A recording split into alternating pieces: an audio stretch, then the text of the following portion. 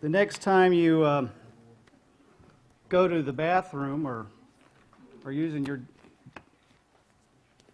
laboratory, you might want to put these on before you wash your hands.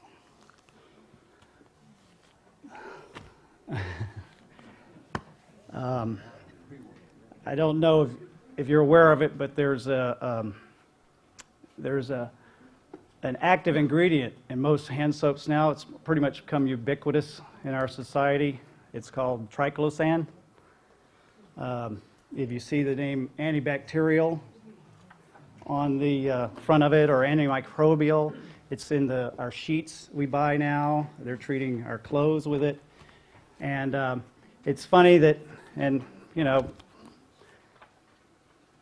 I'm not trying to be a conspiracy theorist here, but it's funny that this got introduced in the early 70s, about the time that the Vietnam War was winding down. And and it is a close molecular cousin to Agent Orange, which we are now kind of being exposed to on a daily basis every time we wash our hands. So, okay. Next slide. It is being used in the highway department. It's called the scientific name is called 2,4-D, and this is what it'll look like on the back of your soaps and hand washing detergent and just about everything nowadays. So, do the research on it, and search it out for yourself. Don't take my word for it, but it might be something to look at. It's sort of made me change the way I was looking at things. And it's sort of, like I said, it's like ubiquitous in our society, which I like using that word because, it means it's like it's everywhere without us even knowing it. And it kind of parallels off this fear mentality where we try to, be afraid of germs, be afraid of things we can't see. I think it was Louis Pasteur that introduced the germ theory. And if it's small and it causes disease, that means all things that are small and unseen cause disease. And hopefully after this talk, we'll understand that small unseen things can be some of our best friends.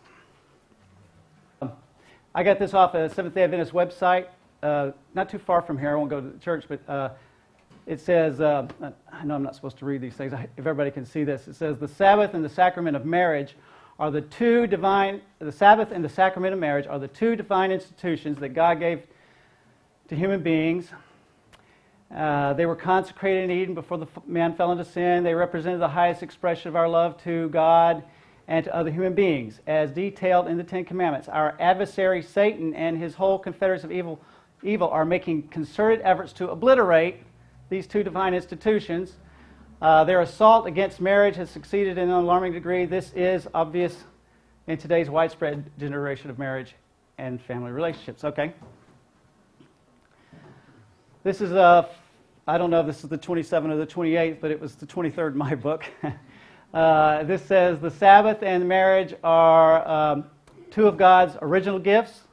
Sort of going over the last thing, what it said on the site. It said to the human family, they were intended to provide the joys of rest. Now that's a key word here, rest. I'm sorry for you guys over there. That's the key word, rest, because the Sabbath is the joy of rest. So what's the antithesis of rest? Right. And these were the two original gifts belonging regardless of time and place, regardless of time, place, and culture. Regardless of culture. The establishment of these two institutions culminated in God's creation of His earth, and they were the finale and the best of His exceedingly good gifts He gave to humanity at creation. Okay. Oh, I didn't get the pictures. Anyways, I don't know. It's kind of throwing me off. But anyways, the point I was trying to make is what's the third institution that was in there before sin? That's right. And it's not hard to see. But and if Satan is trying to obliterate the Sabbath and marriage, he's already done a pretty good job with gardening because we don't even mention it. And so that was my point with these slides, is that gardening is the third institution that never gets mentioned. This is Genesis 2-8. We all know this one. It's funny, up until this point, you have the Almighty sort of, and He said, and it was so, and He made this, and it's kind of sort of nebulous words. We don't know how, He's just spoke it into existence, and we think, geez, that's phenomenal. Only God could do that. But then, when He's with His creation, his first lesson, He didn't just speak a garden into existence. He didn't just form it somehow. It actually has a verb there, planted. And I think, that sort of always kind of hit me when I was reading this, is that up until then, He formed, He spoke, He made, He created. But here we get a very definite term we can all, wrap our heads around. It planted a garden eastward in Eden. Genesis 2:15, and the Lord God took the man and put him into the Garden of Eden to dress it and to keep it. Keep means to guard, and dress means to work it. So there you have it. That was our work for the Sabbath rest. This is the fundamental belief on stewardship. And in the book 27 Fundamental Beliefs, along the paragraph it says the industrial, and I think this was very insightful for the writers of that book. It said the Industrial Revolution has also resulted in air, water, land pollution. Technology, in some instances, has manipulated nature rather than managing it wisely. We are stewards of this world and should do everything to maintain life on all levels by keeping ecological balance intact. In His coming advent, Christ will destroy those who destroy the earth. From this perspective, the Christian stewards are not only responsible for their own possessions, but for the world around them. So the reason I was, bringing this up is I'm not coming at you from left field here. This is right in our own books, and right in the 27 Fundamental Beliefs. Numbers 13:27. And he told him and said, we came into the land whither thou sentest us, and surely it floweth with milk and honey. This is right before they enter over the Jordan and into Canaan. And that word floweth with milk and honey. I mean, I don't know what kind of picture that paints in your head, but I was doing some research on that, and it really meant this land was fertile. It was a euphemism. It was this land could grow things. And that kind of fits with the context because, they came back carrying staves with big, I don't know if the grapes were this big or just a big bunch of them, but there was a lot of grapes, whether it was size or whether it was just overflowing with grapes. But this is what that meant. It didn't mean per se literally milk. It didn't per se mean literally honey, although I'm sure those things were there too, and the cows and the herd animals were well fed. But it really meant this ground. This ground was fertile and it could grow things. Now, in the future it says, for behold, I create a new heavens and a new earth, and the former things shall not be remembered, nor come into mind, and they shall build houses and inhabit them, and they shall plant vineyards and eat the fruit of them. This is talking about the earth made new. And so this is something we came from, and this is something we're going to. They shall not build and another inhabit, they shall not plant and another eat. Long enjoy the work of their hands. So we came from this, and we're going back to this. It's in our DNA. Moreover, the profit of Ecclesiastes, it says, moreover, the profit of the earth is for all, and the king himself is served by the field. I was trying to get a point across, here is that this is not just for some people that are into it, but it is for them. But this is something we should all have. I mean, even if it's just a container in our patio, it's something we should all have, a connection with. That we don't live unless it came from the ground. And that interaction in our society, I think, has kind of been lost because we can just go to a grocery store and push our cart around, and we really don't get the link anymore. So I know I'm not talking to everybody here, but I mean just society in general, And so this is my point of my verse here, is that we all depend on about a 6-inch layer of topsoil, and how we treat that topsoil is going to determine our health. Because all carrots are not created equal. All heads of lettuce are not created equal. It depends on how and who and with what care it was grown. And you can be a vegetarian, you can be a vegan, you can be a raw foodist. But if that head of lettuce doesn't have all the nutrition that God had designed to have in it, it's not going to do you any good. You're still going to have disease. And even the king himself is served by the field. So it's all of us. So that sort of means like from the pauper all the way to the king, we all eat from the same 6 inches of topsoil. Okay, now we get into some of Ellen White's writings. And this, I'm going to make this brief. I know you didn't come here to hear Bible and Ellen White, but just to sort of preempt it. I like what she says here. I don't know if I should read the whole thing. It'd probably take a long time, but I highlighted the words that were important. In the study of agriculture, let pupils be given not only theory, but practice. While they learn, now that's a key word, science. Now, as I go a little longer on this, I might start talking, you know, your eyes might glass over, and but remember, this is about science. Okay? She said this is about science. Science can teach in regard to the nature and the preparation of the soil. So it's not just go and dump the whole horse stall out in the yard and now, voila, I got good food because, everybody knows manure is great. That's not a lot of science going on there. There's a lot more going on than just dumping the chicken pen into the garden and dumping the horse stall in the garden. And I hope to cover that. It gets a little deeper than that. And I just want to point that out. Okay. Let teachers share the work with the students and show what results can be achieved through skillful, intelligent effort. This may be awakened in genuine interest and ambition to do the work in the best possible manner. And when you're small farming, it's not only about being a good grower, but it's about being an efficient motion expert. Not wasting steps, because you got a lot of work to do and a short time to do it in, and you got to be able to do this and not only be a good grower, but you got to be able to do it in the best possible manner. Such an ambition, together with the invigorating effect of exercise, sunshine, and pure air, will create a love for agricultural labor. Man, she must have been a false prophet. I'm not seeing that. Okay, that with many youth will determine their choice of. This is key here too, along with science. Occupation. How many young people are going into agriculture? But she said, this should be happening. Thus, what's wrong? Why aren't kids coming out of school saying, "Can't wait to get a hoe in my hand"? No money. Doesn't pay anything. Very hard work. Something's wrong, and that's part of this whole package. Okay. Thus might be set in foot the influences that would go far in turning the tide of migration, which is now so strongly set toward the great cities.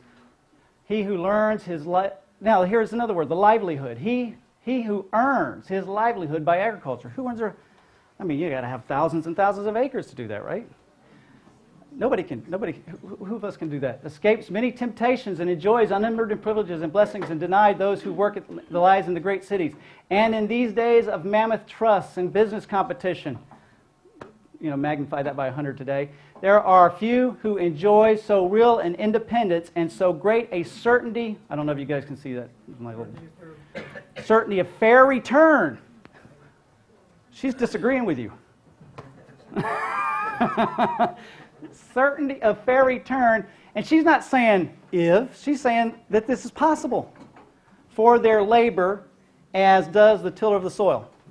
In God's plan for Israel, every family had a home on the land which was sufficient ground for tilling. Thus were provided both the means and the incentive for useful, industrious, self-supporting life. That's what I'm trying to bring out on all these is there's three things. Everybody should have a hand in it. And even if maybe you're on an age and you support somebody who is doing it. Buy your food from somebody who is doing it. You can do that much. A lot of times we're so used to the empty nester or the retired person just giving us their home produce, and hey, that's nice. But really, this should be something that people receive money for. Yeah, it should go to people who are poor, and can't afford it. But we should be going here for our life support rather than the grocery stores. Because it's supposed to be self-supporting life. No devising of man has ever improved upon this plan. Yeah. What? The sufficient ground for tilling. Sufficient. Doesn't mean acres and acres and acres. It just means sufficient. 2, the world's departure from it is owing to a large degree of the poverty and wretchedness that exists today. Man, that is, I can't even begin to go into how we could connect the dots there. Okay, agriculture should be advanced. Now here's this one I really like. Scientific knowledge. Again, I got to get through this. This line of employment brings science into their work. My whole point of going through these is 3 things. Everybody should be involved. She implies that all should be connected with this somehow. She implies that it's employment, it's not a freebie, and or a hobby, or something we do when we got nothing better to do. It's a line of employment, and most important, it's not just go out there and dump the cow dung on the manure. You got to bring science into this work. It's not just a no-brainer. If I just throw the manure out there, everything will grow. No line of manual training is more valuable than agriculture. A great effort should be made to create and encourage interest in agricultural pursuits. Bible says, the teacher can call attention to what the Bible says about agriculture. Okay, world's greatest, okay, I want to read this. That it was God's plan for man to till the earth, that the first man, the ruler of the whole world, was given a garden to cultivate, and that many of the world's greatest men, its real nobility, have been tillers of the soil. Show the opportunities in such a life. Those voices that are showing these opportunities, and I know 3 years ago I was one of them. I didn't know the first thing about all this stuff, but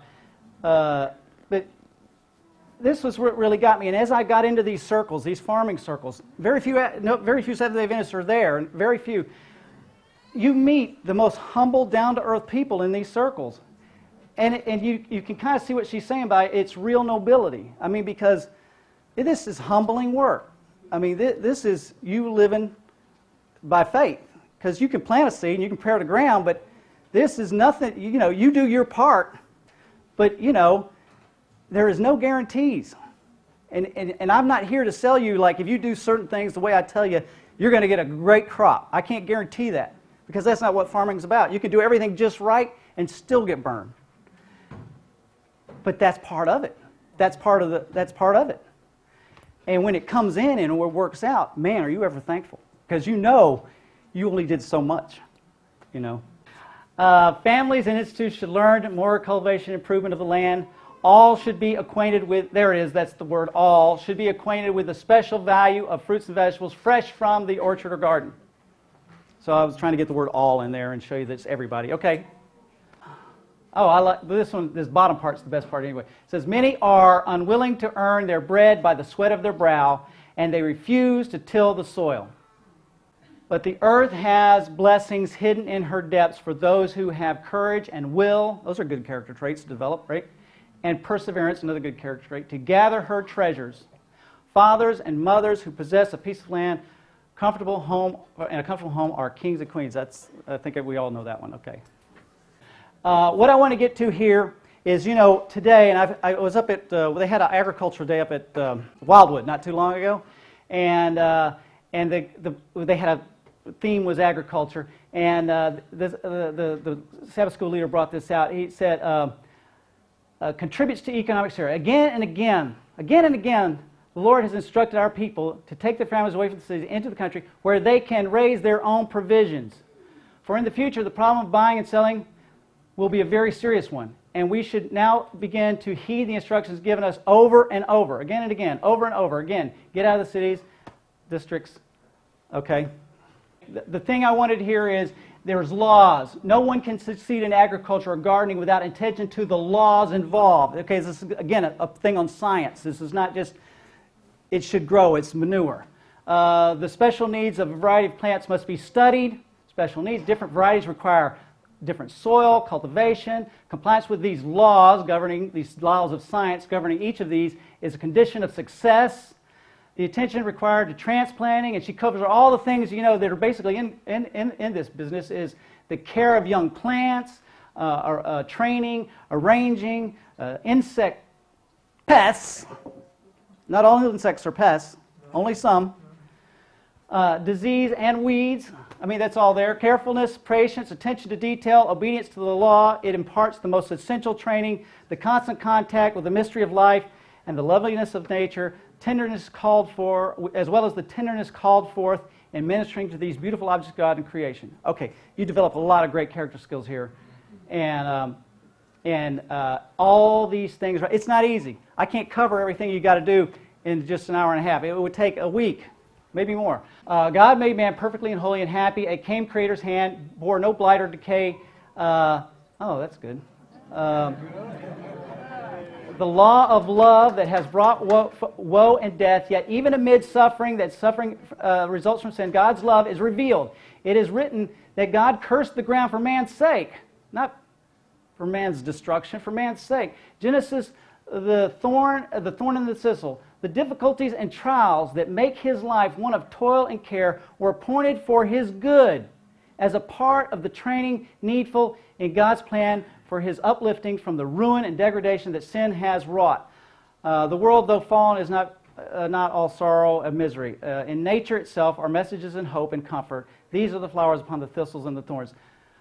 You know, this is where the guy at Wildwood came out. He said that, you know, if you read Desire of Ages, page 70 around there, it says that, you know, when the King of the universe came to this earth, he didn't come,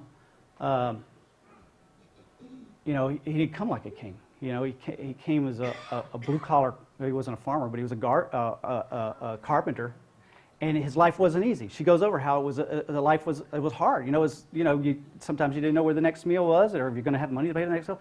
And this is what the King of the Universe came down to.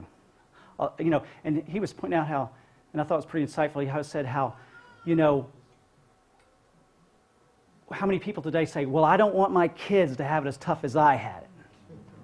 You know, I want to give my kids something better than I had." And what about the Almighty? I mean, you know, what did He give His Son? Something better than He had? No, you know, this is what. If you read Desire of Ages, this is what really, you know, this formed who He was. This life He had, this life of toil, this life of. It's not always easy. It's hard work. But it's rewarding. You know, if you look at it the right way, it's rewarding. Amen.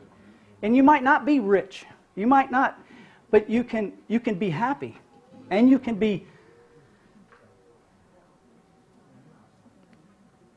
satisfied, I guess. You know, you can be content. Okay, that's what I'm looking for. You can be content, and you can say, you know, and you can maybe not know it, but you form character skills that will benefit, you know, that you can not have to worry about, I guess is the best way to put it. Okay, now we get into farming. But this thing is not printing my pictures. I wish I'd set up my computer now. All right. I'm losing something in the translation here. Raising good food. This is a sustainable model. This is what we're doing. We're doing sustainable farming. And basically in sustainable farming, you guys can read the screen. I won't read every screen. Basically in sustainable farming, what you're trying to do is have your inputs come from the farm. Not have to go order stuff online, 1-800 number. You're trying to get as much as the inputs as you can come from, you know, from the farm or from a 10-mile radius or from a 20-mile radius. I mean, you start, if you have to go off farm, you start making calls to your neighbor, you know, or to the guy, you know, 25 miles away. You know, you don't, you know, and I'm not saying that's achievable. I'm just saying that's how you think with sustainable farming. A lot of times you do end up going to some, you know, few states away to get something. But it should show people that are near you that there's a market, you know, for some, you know, to get this stuff a little closer. But in sustainable farming, your off-farm inputs year after year should get less and less and less. As your soil gets, sustainable farming, the soil just gets better and better and better.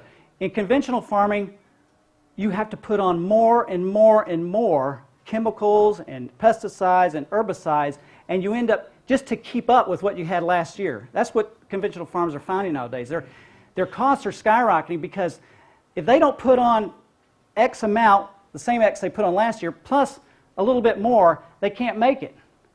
And, you know, all their budget is worked out to what they made last year, and so they're scrambling.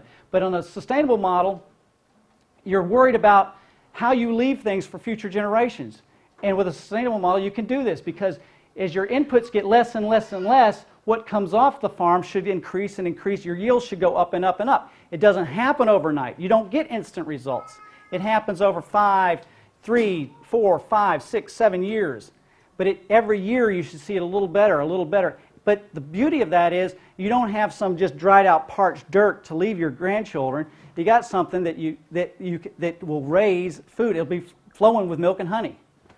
Okay, some of the off-farm inputs that we use, we don't get all our, we use compost and manure, the organic fertilizers. We use some of the, what I meant by, not inorganic, but just mineral fertilizers, like nitrogen that's mined. That's okay with the organic people. It's naturally mined. It's naturally mined calcium, naturally mined nitrogen. It's okay for this farm.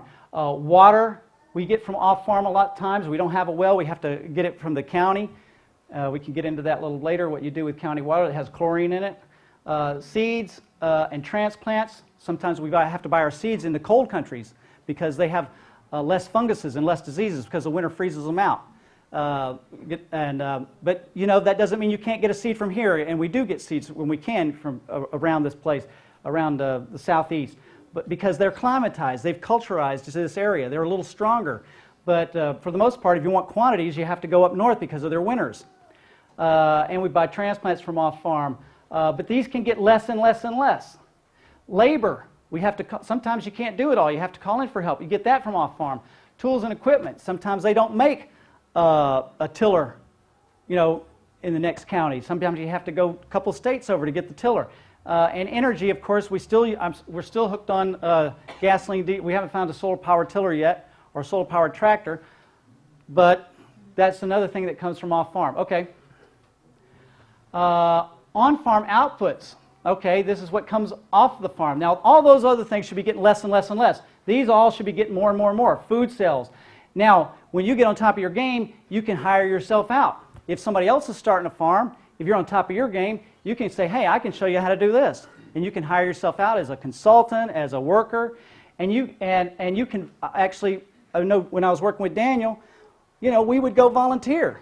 When we kind of had caught up, and we could go help somebody else, and we could give our time to someone who was struggling. And so that's another on-farm output that comes out. Education. Daniel had workshops, farm tours, and interns. All those people learn how to do this. And that's what I would, one of the things I would say to you guys is, you can read all the books, and I give you a list of books in your handout of great books. I mean, these were the ones I had to really kind of pull teeth to get the names of and go to different places. And but nothing is better than volunteering a half day a week at an organic farm and really just learning by doing. And anyways, plant sales, we put out plants for people to plant in their own yards because we can grow plants that you can't buy at Home Depot and Lowe's. We can grow varieties you can't buy there. And that's a good part of our income is plant sales because people don't want the old, Rutgers sometimes. They want something they never heard of, or something that you say, hey, this has grown good for me last year and it's been climatized here. So plant sales are good. And then you can sell the compost you make on your farm because people want that and they want to put that in their dirt. So these are all on-farm outputs. Okay, next. Recycle. You try to recycle everything. This is a big one. I know so many people who don't like the look of their old spent corn or their old spent beans, or they don't like that. They don't like the way it looks, so they cut it all off and drag it over, put it in the woods, and going to start afresh with some clean dirt. Well, you don't do that. You recycle that residue because all that stalk and stem that you're not eating, it's got minerals that actually came from that earth, and you want to put that right back in, and you want it to break down. You say, well, it doesn't break down. Well, if it doesn't break down within 4 to 5 to 6 months, there's something wrong with your dirt. You don't have you got a bigger problem than just having ugly residue not breaking down. You got something wrong with your dirt. You need to get it where it is breaking down. You can recycle food waste. That's what we make compost with. Plant waste and prunings all can go into compost. Anytime you have to order off farm, you get boxes and and things of wood. You can use that as mulch. And so you're always trying to recycle. That's part of the mentality. Okay. Source locally. Okay. What is local? Okay. Now this is a shifting definition. And I'm sorry, I'm always talking to the side of the room. This is a shifting definition, and local is whatever you want it to be, really. This is my definition. A comfortable day's drive, which I think is about 300 miles, and the closer than that, the better. What, no? Some people are longer? Shorter? Shorter? Okay, that's great. I didn't want to go too short. Okay, yeah, I'm all into shorter. Okay, food consumers may travel 10 miles. Okay, this is a food consumer. Do I go to a grocery store or do I go to a farmer's market? Most consumers will go about 10 miles out of the way to get fresh produce. I mean, a little bit longer, and they might go 15, but they might go 10 miles. So there's a little logistic thing you can think of. If you could get a farmer's market organized, you could put one every 20 miles. Because, they'll drive about 10 miles to get to one, because it's worth that. The taste is better. Small farmers may travel, and now if you're a small farmer, if you're going to set up a farmer's market, the big thing with farmer's market is a lot of people want to start farmer's markets. There's not that many small farmers. You need about 10 of them there to get a draw. A farmer will travel about 60 miles to get to a farmer's market. He doesn't want to, if he has to drive over about an hour, he's spending too much on gas. He's got to watch his expenses. So that's just something for you to think about. What is local? It depends on who you are. If you're if you're trying to eat local, if that's just, I want to try to eat local. People, they call them localvores. If you try to eat local, you might want to say, okay, I'm going to eat everything within a 300-mile radius of my town for a week, and that'll be hard to do. If you're a consumer, you say, hey, I'm not driving 10 miles out of my way. If you're a small farmer, you say, hey, I'm not driving 60 miles to sell my stuff. I'll drive that, but no longer. Okay, that's what local is. Okay, why eat local? This is it. It's not cheaper. You say, well, I'm good from the little guy down the street. He don't charge a markup. He's a retired guy, or he's a lady with an empty nester. They don't need a lot of money. They got a husband who works. That shouldn't be like that. In Atlanta, we always tried to, our comparison was Whole Foods. We tried to charge the same as Whole Foods, and we figured ours was better than Whole Foods because we picked ours. Nothing was over 3 days old. Most of the stuff was that day or yesterday picked. It's healthy, it's fresher, it's healthier, and it's tastier. And not all of these, because I know some people have a thing about organics is not always better. I know that. I know that over in the Korean, and I would agree with you. Sometimes organics isn't better than conventional. But just being fresher makes it tastier. Even if the vitamins and minerals are the same as the guy at the grocery store, just being fresher will make it that much tastier. Now, the other big thing is we always talk about when we go to church, relationships. Well, there's no better way than to foster a positive, symbiotic relationship is to get to know a small farmer that you can buy produce from. The farmers markets are all about repeat customers, and the person you're buying your food from is the person who grew it. And you're welcome to come to that farm anytime and help out or just watch or just talk for a little bit, That's a relationship. You don't have a relationship. How many people we go to our grocery stores, that was the thing here is, I think this was supposed to be a farmer's market where you have customers shaking hands and somebody giving them a tomato, the guy who grew the tomato giving them the tomato. Here, there's a grocery store in between the farmer and this man who wants to eat. And this all looks wonderful. But how is it grown? Who grew it? Do we know? Do we care? It's just there and we need food? Or is it, hey, we need food, but we know the guy who grew it? It's just not a sterile store, It's more of a relationship. It helps the environment.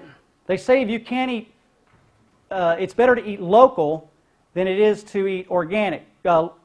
It's more environmentally friendly to eat local than it is to eat organic, because the fossil fuel footprint that shipping, the average food they say travels over 1,300 miles. Some say 12. It's always over 1,000. 1,000 miles to get to the plate. The average food. So it helps our economy by not spewing all that stuff in the air. Helps local economy and endangered family farms. You need to foster this. We don't want to depend on corporate farming. We don't know it, but we don't want to depend on that. We want to see the small farmer be in business. We want to get our food from him. We want to be him. Protects land from development. How many subdivisions? Even I hear people from the Midwest and other places. They have this beautiful farmland. And it's just getting mowed down, and houses are getting put up.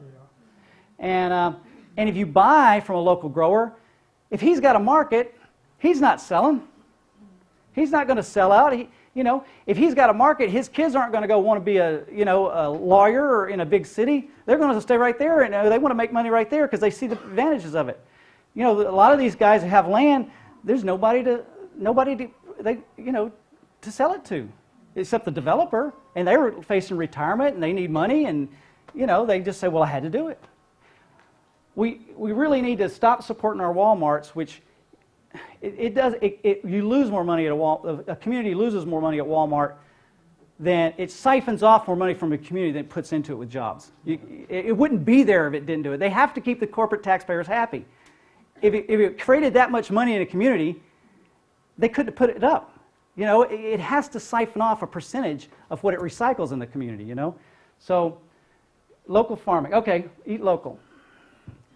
A livable wage. This was part of my thing with getting EW to come down and look. As my whole thing was, hey, I know everybody loves a farm. It's easy to sell a concept of farm. Everybody says, oh yeah, I love farm, but can you sell the concept of it being something somebody could live off of? Nobody thinks that anymore. The man over here is a case in point. I mean, we just think that, and that's the way I was. It's unthinkable, that you could even think that. And the thing is I costed it out here about what a livable wage would be, and I think I got it down to where I could live decently for about $24,000 a year. And I'd have to live pretty tight to live on $24,000 a year. I don't know. I'm just guessing here, but I was just trying to throw some numbers around. Well, that means about a small farmer has to gross about double that, because if you're doing good at small farming, you can net about 50% of your gross, because you got certain expenditures and all that. So you have to make about $50,000 a year in order to make $25,000 a year. Now, if you're a wage earner and you're making minimum wage, you'd have to gross minimum wage, you'd have to gross $3,200 a year at about a 75% tax. Okay, that was your net. Okay, next one. Okay, and here I go. If you had 1 acre, which is 43,560 square feet, you irrigated it, and you deer-proofed it. Those are the two biggies when you're starting to farm. You got to have water to get you through the droughts. So you got to invest in some kind of irrigation system.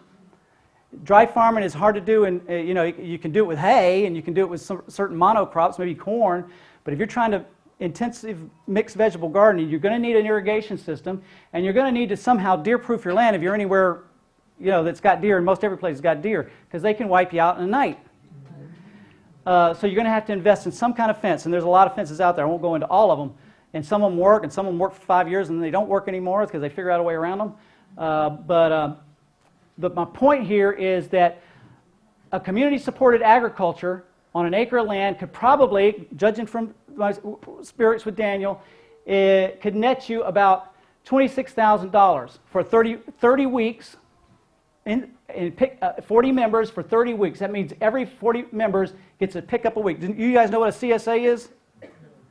Community-supported agriculture is basically, at the beginning of the year in February, the farmer will sell a share of the harvest, pre-harvest, to the member. And then every week throughout that year, he comes in and picks up. And you do that for 30 weeks. And that's community-supported agriculture. It's good for the farmer because he spreads his risk. He gets his money up front, and he's got to do all his outlays and then keep some money for his own labor. And it's good for the farmer, and it's a little risky for the consumer because you're thinking, well, how much do I get? And that was always the big thing. How much do I get for my whatever that's going to cost you? About $650 for 30 weeks. Well, you always say you get 1/40 of whatever comes in. That's how much you get. And you're like, well, I don't know. I mean, I can't plan on that, But that's what farming is. You don't know. Yeah. But it could be really good. You could get double what you paid for. It could be bad. You could pay twice as much for you. It's a risk. And but you establish a bond with, and it's worked out for Daniel for over a lot of years now. That that you get, you build a relationship, people begin to trust you, they begin to trust your abilities and your ability to grow, and you can, and they keep coming back. They keep coming back and they keep up in the membership. One per week farmers market, you could gross about 13,000, workshops 2,000. Your yearly gross income on, I think you can make $1 a square foot be $43,560. I think I might be a little high on that now because I was talking to people a couple days ago. But anyways, just say your net, if you did 51, it'd be 21,000. You're a little bit shy of your livable wage. So you just throw in maybe an acre and a half you'd need. And you can make a livable wage with an acre and a half. Now that's not completely true because I was just at a conference the other day where a guy lived on a, I don't know, maybe you guys heard of these guys, this Jules DeVries in Pasadena. Has anybody saw that YouTube of him? He's on the YouTube. Jules DeVries, he's in Pasadena. He has 1/5 of an acre in Pasadena. I mean, the guy is nothing but 100 miles of subdivisions. 1/5 of an acre in Pasadena. Him and his 3 kids, they gross $20,000 a year. Doesn't sound like a lot. And it's all on 1/5 of an acre. So, what are they growing? Everything. Okay, this was Gaia Gardens. I'm trying East Lake Commons, a co-housing community. This co-housing community, 67 townhomes. What they did is they developed half of their co-housing community. It's townhome, but they like to call it co-housing. It's around a common area. That's why I call it co-housing. They had a spring here. They dammed it off, made a pond. Here is the fields. There's 1, 2, 3, 4, 5, 6. Anyways, there's 12 fields here, sectioned off in 5,000 square foot plots. Greenhouse, tractor shed. It's got a walk-in refrigerator up here. Anyways, that's the way they did it. It was they leased it out to the farmer. They infrastructured it and then leased it out to the farmer for $12 a year. That doesn't sound like much. My reason is, as I worked under this thing, I thought, why couldn't a church do this? A church is just a community. A church has land sitting out there beside it. You know, they're thinking one day maybe they're going to build onto. Why couldn't a church do what these people did? They were a little forward thinking. They were willing to not develop this part of the land, but actually infrastructure it so a small farmer could come in and not be a basket case, but make a living. They would supplement it a little bit by, you know, infrastructuring out for them, but you know what they get out of it? They don't get free food. They pay retail price. But what they like is being able to go out their back door and get fresh, organically grown food, and not have to go to a store for it.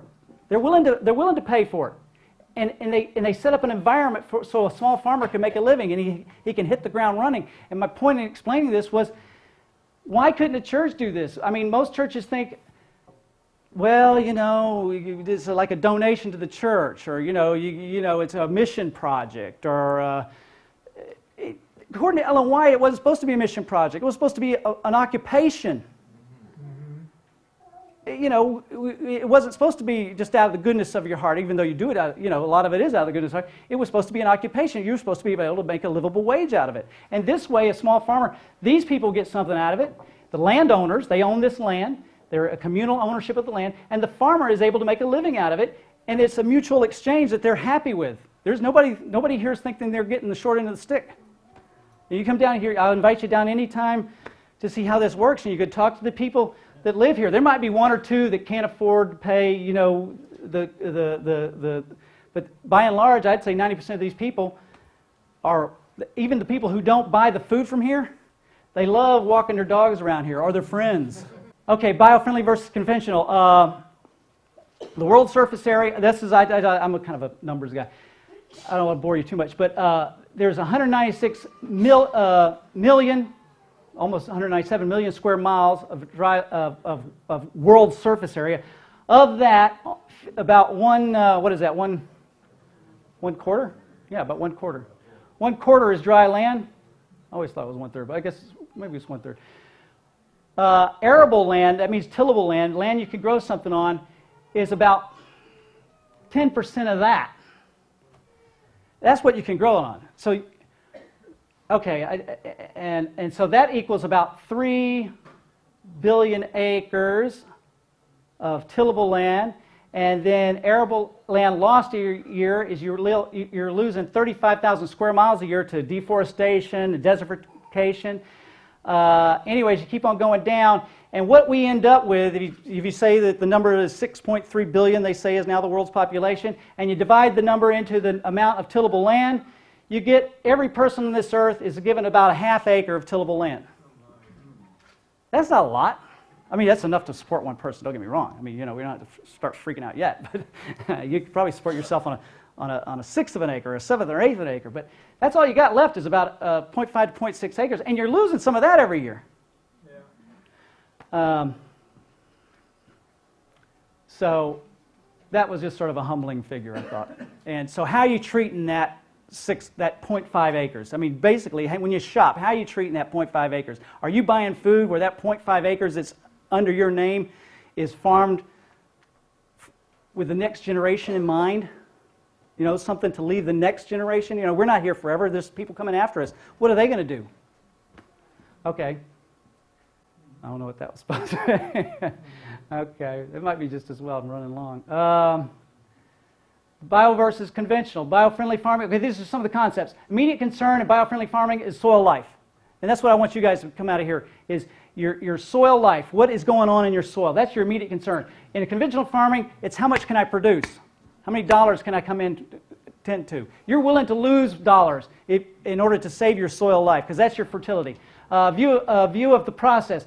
And for bio-friendly farming or organic farming, the process is a biological process. Here, they've tried to make it into an industrial. It's agriculture. They've tried to make it into an industrial process.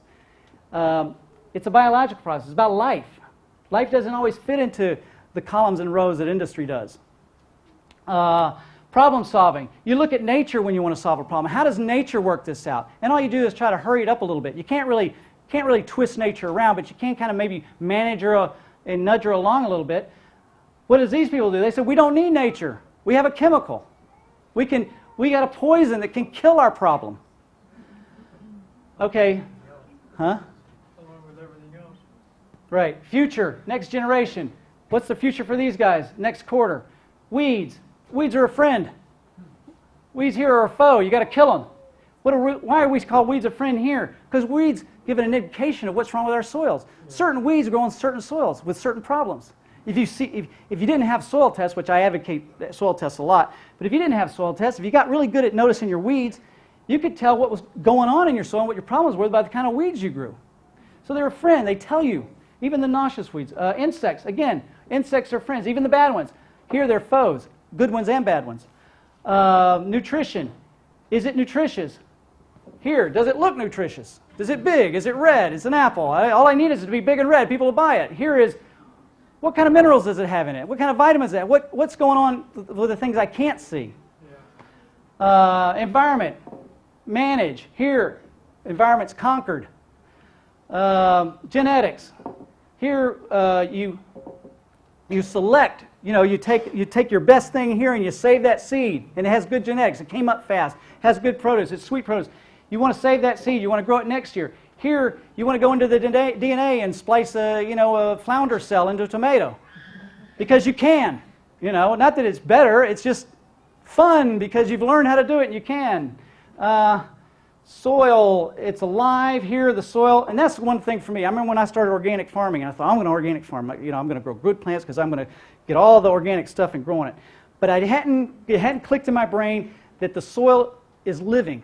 There's a whole life system under there, and it's not about what kind of non-poisonous things you can throw in your dirt. It's about, what do these guys need? What do these living organisms need? How can I help them out? And the thing is that the mantra is you feed the soil, and by that I mean the life in the soil, the microbes, the bacteria, the protozoa, the parameciums, all those things we learned in biology that we all forgot. You feed those things first. You make sure they're happy, and those things in turn feed your plant. Here is that we don't need that part of the soil. We got a fertilizer that can, dirt just becomes like some dead medium that's meant to, so roots have something to grab hold to while we pour chemicals on it. And that's the way dirt's looked at. This is a major epiphany for me, is when I realized there was all this life going on in the soil I had no clue about. I thought it was like baking a cake. If I threw the right mix together of organic substances, I would have a successful crop. Well, I didn't. It was all organic, but it wasn't very successful. And I was disappointed. And it wasn't until I met into Daniel that I realized that this is stuff that it's about the microbes. It's about the microbes, about the stuff you can't see. Okay. Here, tillage. Here we do low till. Here we do motil. Here we do financial. Here it's long range planning. Here it's short range. Farm size, small, large. Organic farming, bio-friendly farming, it doesn't lend itself, although they're trying, it doesn't really lend itself to big industrial operations because you got to have a certain fruit that doesn't get mashed in the combines and blah, it goes on and on and on, and you want to have these big things, so you have these big wide fields, and small farms can do a lot of different things. And that's the success of a small farm, is it's being able to diversify, not just going, I'm tempted to grow all tomatoes because I can make a lot of money tomatoes. Everybody buys tomatoes. But that would be a death to my farm because what if the tomatoes don't work out one year? What am I going to do? I'll go broke. Your diversity is in your smallness. And you'll never get rich being small, but you'll keep your head above water. Okay, variety of crops. Here it's multi-crops, variety again. Here it's one crop, acres and acres and acres from end to end. Here, use of cover crops.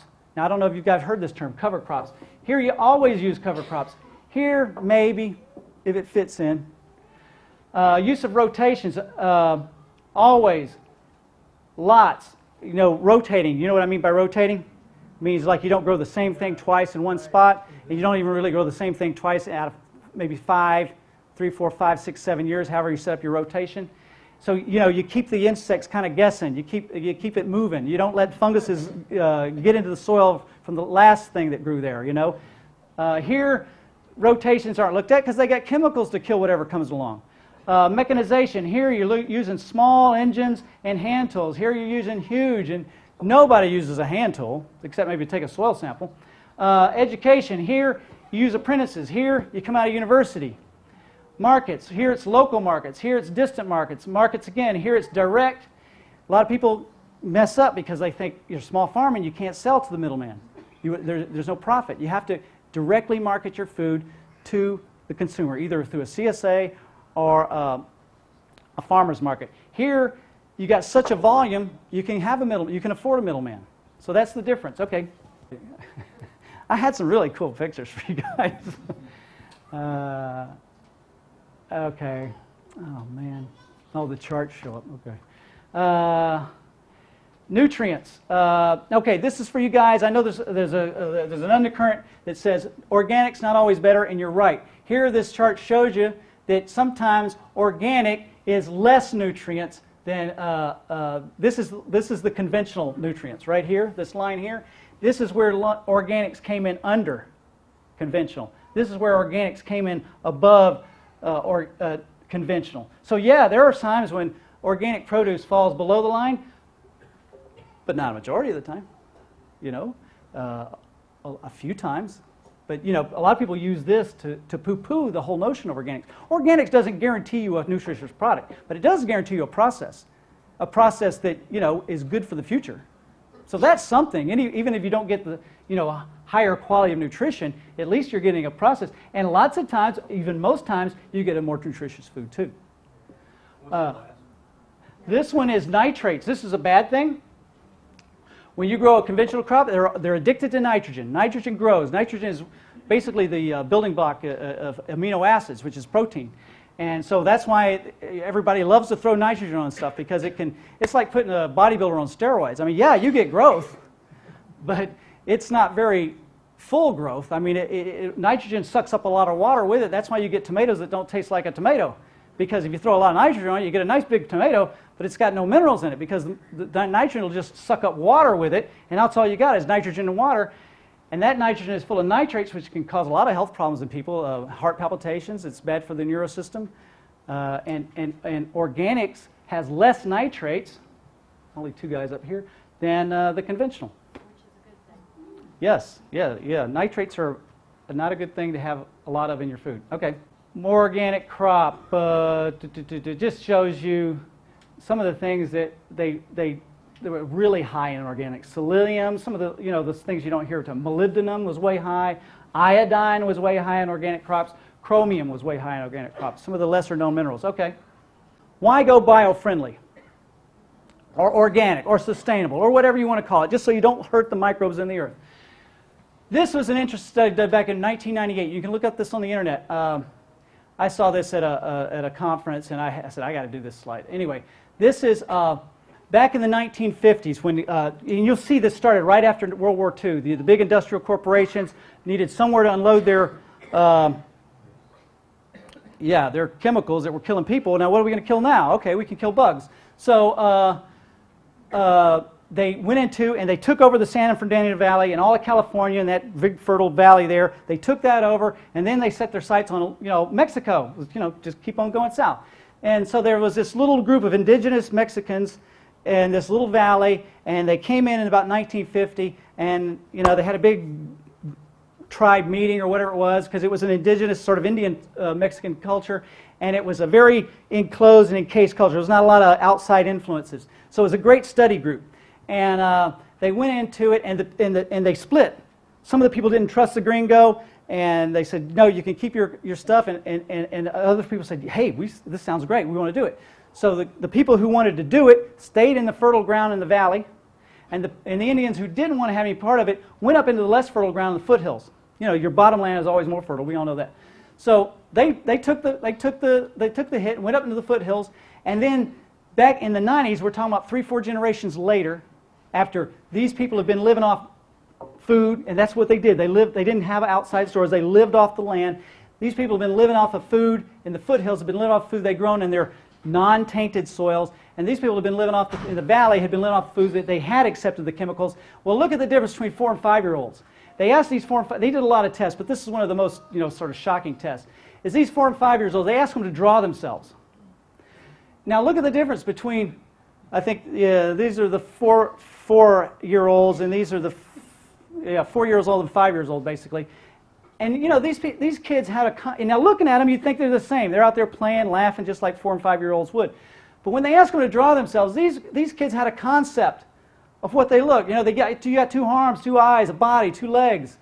Then they asked these kids that lived in the valley to draw themselves, and you get just sort of this disjointed sort of. And the only difference they could see was the way the soil had been treated in this 3 generations. And this is the kids, and this one really shocked me when I saw it. I was really, that was like, I got to start doing this. I got to start thinking about farming a little differently, because that is so telling. I don't know.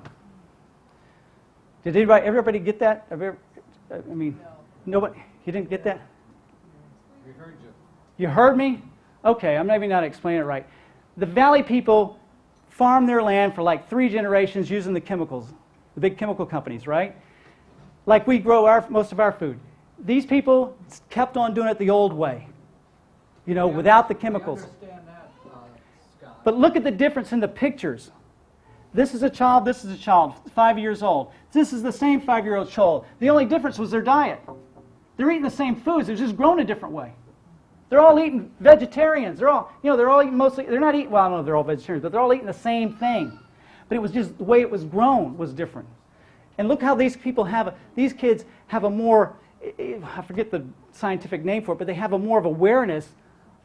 They can connect the dots better than the kids that were been eating this way for 3 generations. So do you get it? Do you get what I'm saying now? Yeah, the chemicals have messed up their minds. Yeah, I mean, these are kids. That means these are not adults. These are innocent children. I don't know if it corrects it. I doubt it corrects itself as you get older. I mean, I think you kind of form these anyway. Okay, does everybody get it? What I'm trying to say now? Okay, doggone it. This was a grocery shopper again in a grocery store, and this is Albrecht, who is one of the guys who got kicked out of the University of Missouri for not going along with the chemical companies. This was his dumb animal picture. So why is this animal not content? The grass is always greener slide, right? Well, maybe it's not just some fickle, stupid animal. Maybe there's something different about this grass. And that's exactly what this picture is entail. This graph, my point here was this cow had a choice. He could eat over here and it could be convenient, or he could eat over here and it'd be a lot less convenient. This cow doesn't have a choice. He's got to eat whatever they throw in front of him. Now here I had a lady at a grocery store. She's got a choice, not like these cows, but she's eating whatever they put up in the nice pretty display. This guy, he's a guy right out of Gaia Gardens at the CSA in Atlanta that EW went to, and he's made a choice to support a local farmer and buy his produce from a CSA. It's not really inconvenient for him because he lives right there in the co-housing community. But my point is, he made a choice. He doesn't go to the grocery store. He goes here. This cow doesn't eat over on this side of the fence. It eats here.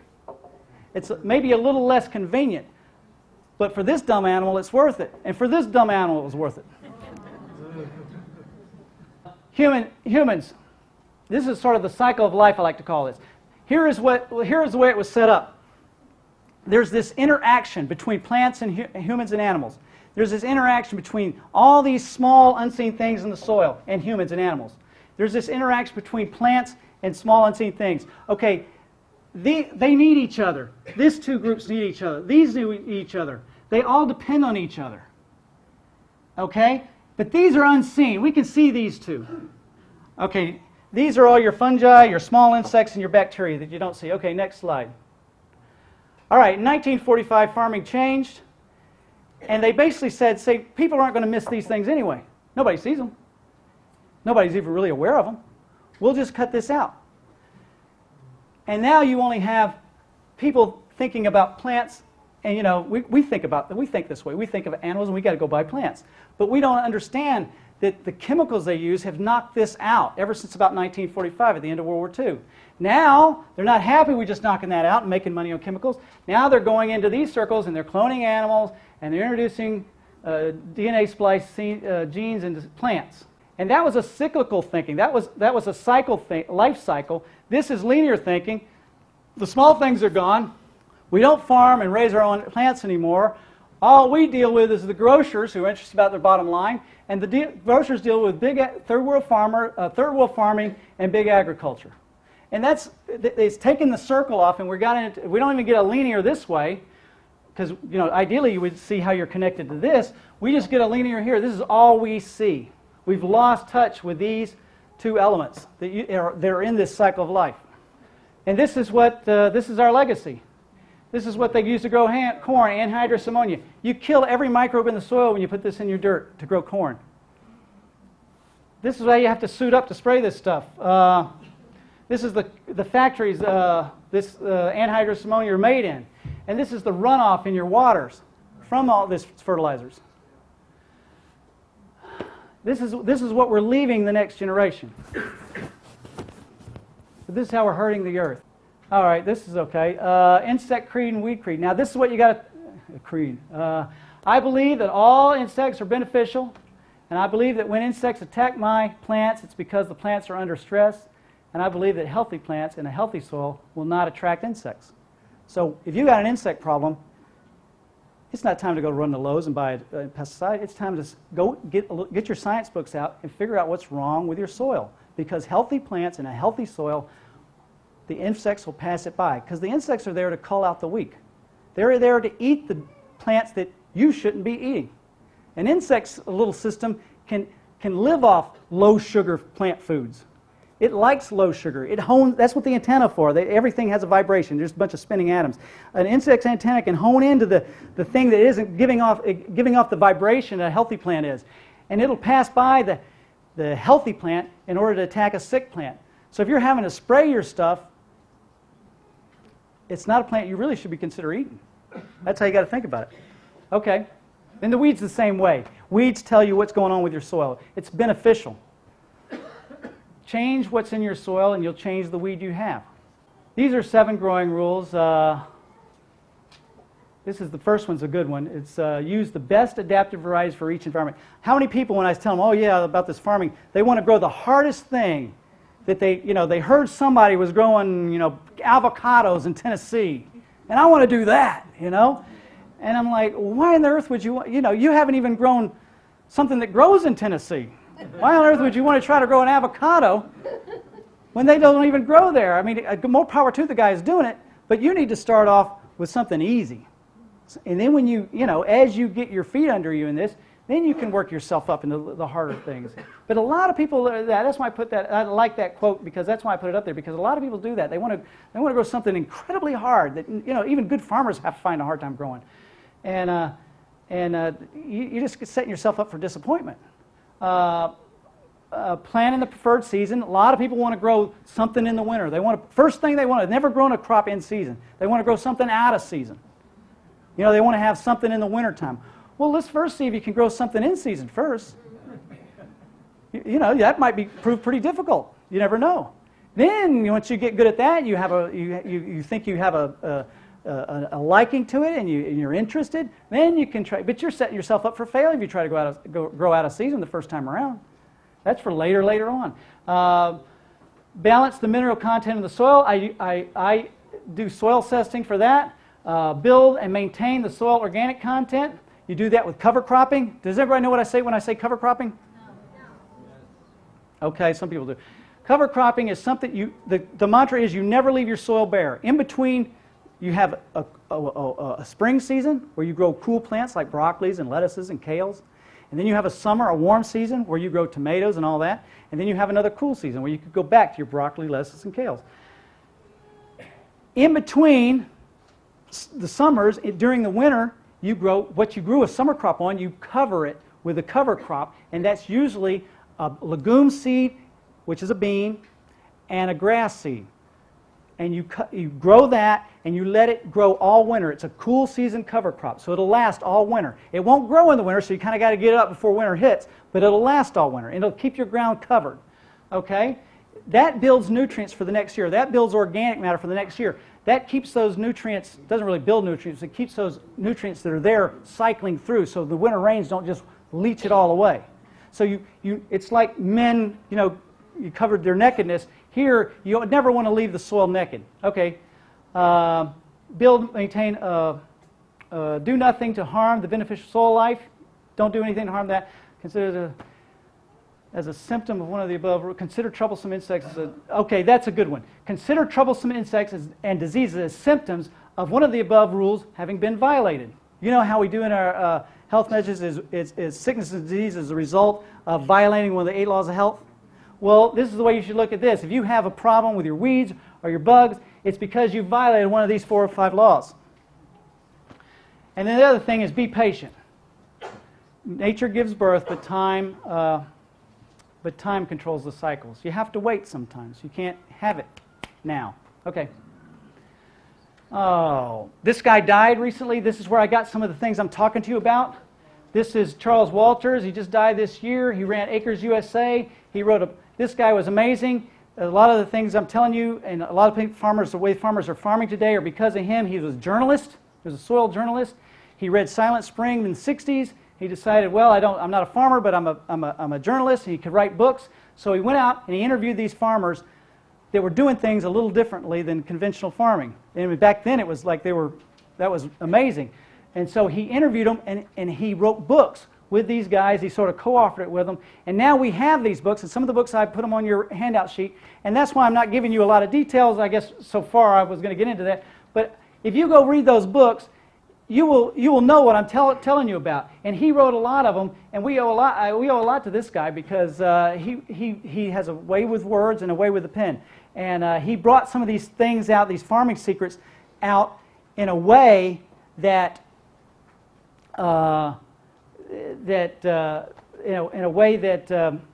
these things would have gone to the grave with these guys. I mean, they weren't authors. They weren't going to ever tell anybody. I mean, they would have just died. And now they don't die. They live on in these books. So the books I gave you are good. Okay, next.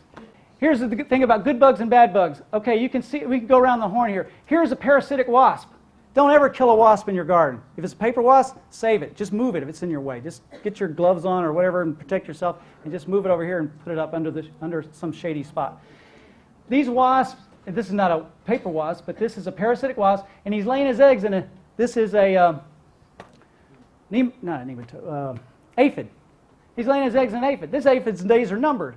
He's not going to be eating your plant. But if you threw chemicals on that to kill that aphid, then you're going to kill him too. Okay? So this is a good bug. Here is a stink bug eating a caterpillar that was eating your leaf. Here is another stink bug eating a Mexican bean beetle. Here is another stink bug eating, I don't know what that is. Now, does anybody know what this is? Huh? Yep, that's a ladybug larva. I mean, I saw one of these first time I wanted to kill it because, oh, this couldn't be good. Look how ugly it is.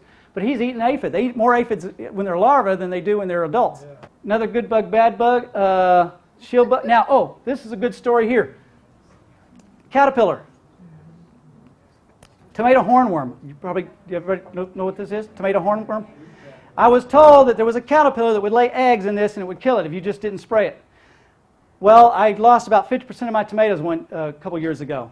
And I kept waiting for this wasp and he never showed up. Then I started the next season, and here I go out there, and here's a big old tomato worm, and he's already done eating about a third of one of my tomato plants. I said, oh, here we go again. You know, I don't know if I can hold on a whole another year like this. Well, I went out. You have to get out early or they devour them. You know, you got to pick them off early. I was just picking them off and killing them, you know, leaving them for the ants to eat. I didn't just throw them away. And I recycled them.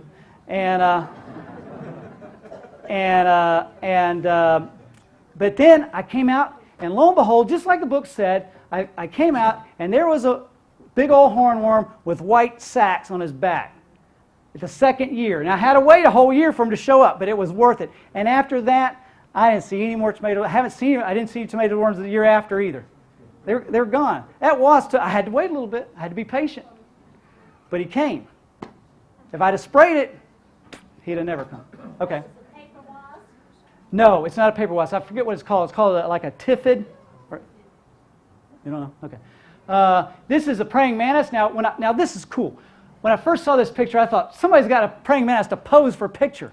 You're like, and then I read a little further, and this is the way what they do when they're threatened by something bigger and badder than they are.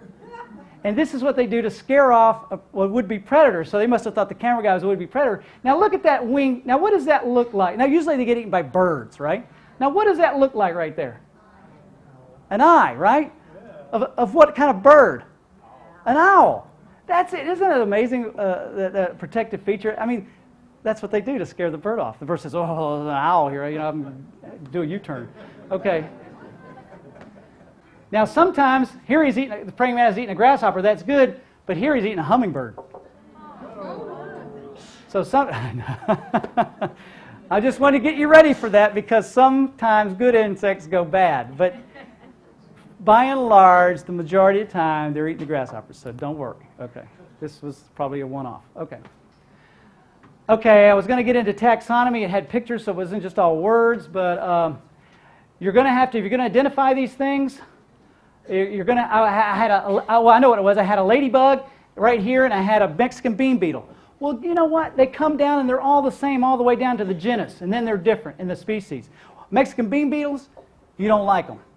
Ladybug, you like them. But how do you know the difference? When you go out in your garden, you got to know what the difference between a ladybug and a Mexican bean beetle. You got to look this stuff up, and that's why I want to introduce it. You got to get into the science of this. It can't be just. Remember, Ellen White said, you know, the science of this. You know, she's talked about it being scientific knowledge. This is not that hard. It's just some Latin words. I mean, and sometimes they mean things that make sense, and sometimes they don't. But here is the difference between a Mexican bean beetle. Right here, all this is the same. I just thought that was kind of interesting and something that you need to be aware of, and you need to know how to identify insects in the garden. You need to know how to identify weeds, and this is where living in the internet age is great, because used to you had to buy big old volume books, and now you can just go, there's some great websites on how to identify weeds and insects. Don't kill the good bugs, but you don't spray anything, but you can squash the bad bugs. That's allowed. Again here, I had two weeds just because I was on this, I'm not doing weeds, Daniel is, but I was on this vein, so there's two weeds that look identical. One's a purple dead nettle, one's a henbit.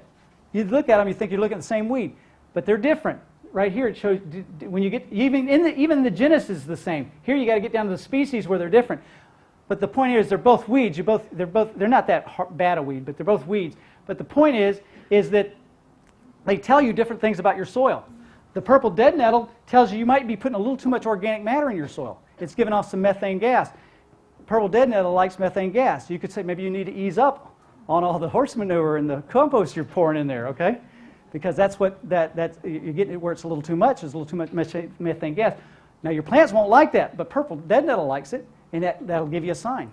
Oh wow! So know your life cycles. Here I had this is a Mexican bean beetle bug. The eggs look similar, but you're going to have less eggs on the ladybug than you're on the Mexican bean beetle. So then you know, hey, if it's on a plant that the Mexican bean beetle eats, and it's got a larger number of eggs, it's probably going to be a Mexican bean beetle. I can get rid of those eggs. But if it's on something, it looks just like a Mexican bean beetle, but if it's on something that the Mexican bean beetles don't eat, it's probably a ladybug. So I don't want to kill it. Now here you get some differences. Here, this is a Mexican bean beetle. Here is a ladybug. So I could squash this and not feel bad. Here's the different cocoons. It's the pupa stage. And here is the adults, which you can tell they're almost identical. There's a little lighter shade of orange in that, but you don't know. But here's where you can get them. Here is where you really can get them, and you can squash this and leave that alone. So my point is learn the differences, learn the life cycles of all these bugs. Okay. This is a lacewing. I just showed you the cycles. There's the egg, larva, the pupa was over there, and here's the adult. That's a good bug. Lacewing's a good bug. You don't want to get rid of that. Proper communication, the key to your response. Here I had all of these were different bugs. Here was an ambush bug. He's a predator bug. He's good. You like the carnivores in the insect world. Okay, anything that eats meat is a friend of yours. You don't like the vegetarians.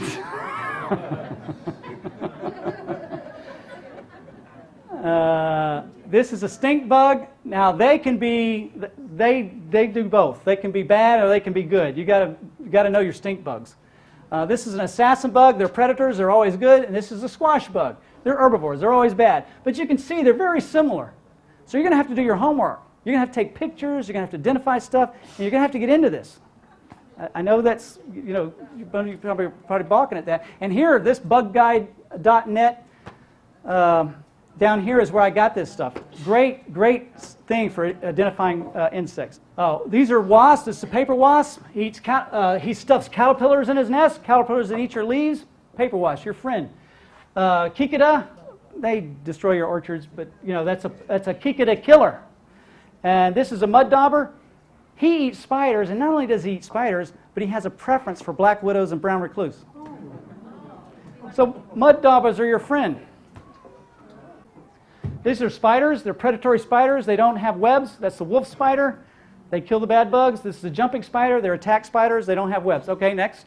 This verse right here, Matthew 12:43-40, it explains the soil food web.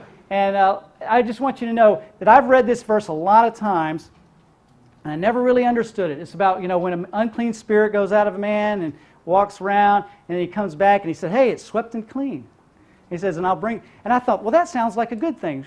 It's swept and clean, But yet, this wicked thing takes up residence again, and even 7 more times than it was before. Okay, next slide. Okay, here's the soil food web. Okay, this is my main point of this deal. Organic matter. The bottom of the food chain here is bacteria, fungi, and these nematodes, little bitty worms, right? These get eaten by these, get eaten by the other nematodes, get eaten by the earthworms, get eaten by bigger animals. When you throw harmful chemicals and some of your synthetic fertilizers act as germicides because they're so harsh, when you kill this, even though these guys could maybe withstand it, I'm not talking about herbicides and pesticides, I'm talking about synthetic fertilizers. When your synthetic fertilizers kill this, that used to munch down and decompose this, and bring that and recycle that nutrient back into your soil, and now you say things don't break down. Well, that's why they don't break down, because the fertilizers you're using are destroying this, and they're not able to break this down. And then not only does this not get broken down, but all this upstream goes away because there's nothing to eat. It's like taking the plankton out of the sea. You see how everything depends on the thing below it? This is a great picture. This should rock your world. Okay. This is a root-feeding nematode. This is when you go out in your plant, you got all your tomato plants look great, and then there's this one that's just like falling over. A lot of times it's a root-eating nematode. Here it is, a root-eating nematode doing its thing, penetrating the root, going in there and having a feast. 2 days later, your plant's out of commission. Okay? Now you go run to Lowe's or Home Depot and you're like, I got to get rid of this. What do? This is a fungal hanging out on the surface of a root, a fungal hyphae. It's a fungus. It has got these donuts that swell with water, and this is a root-eating nematode that has been trapped, and he has become food for this fungus. This is what happens when you leave that soil food web intact. Is instead of you having to be on top of your plants 24/7 with some kind of chemical, because if you miss a day or you're gone on vacation for a week, that plant has nobody to defend itself. And what I'm trying to tell you with that verse, Matthew 12, is when you sweep the soil clean with your chemicals, the first guys that come back aren't these nice, friendly bacteria that help you out. The first guys that come back, the opportunists, when they see that there's nothing there, there's no of these hyphae there, they take up residence. And these guys never come back because these guys get a toehold these guys can never overcome. And that's what that verse kind of shows you, is that, I don't know, you're going to call it evil or whatever. It's an opportunity. It looks for opportunities. And this is what this is that these things, these bad guys come back before the good guys can repopulate.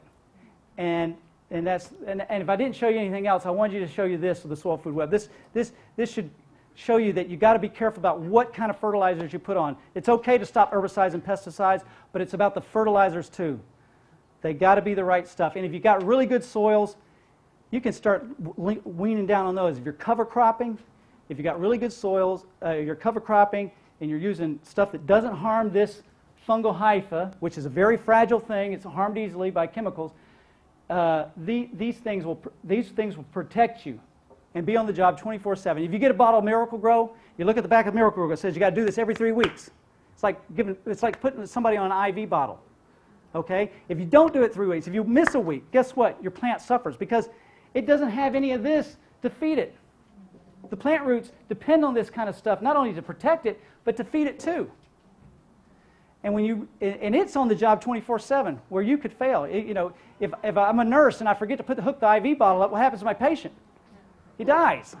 Well, the same with these plants. When you use chemical fertilizers and chemical herbicides and pesticides, if